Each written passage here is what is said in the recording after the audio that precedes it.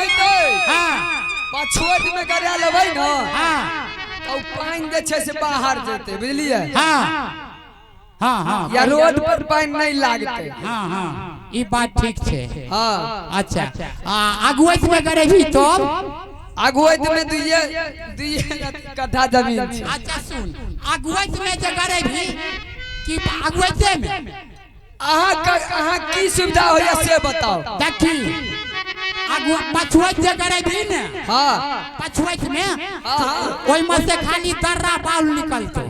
दर्रा बाल निकलते हां अगुवैत में करे भी ने तो ओइ में फ्रिज के पानी निकलते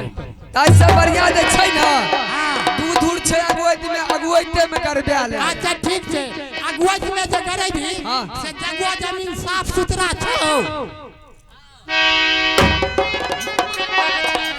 जंगल झाड़ नहीं ने छो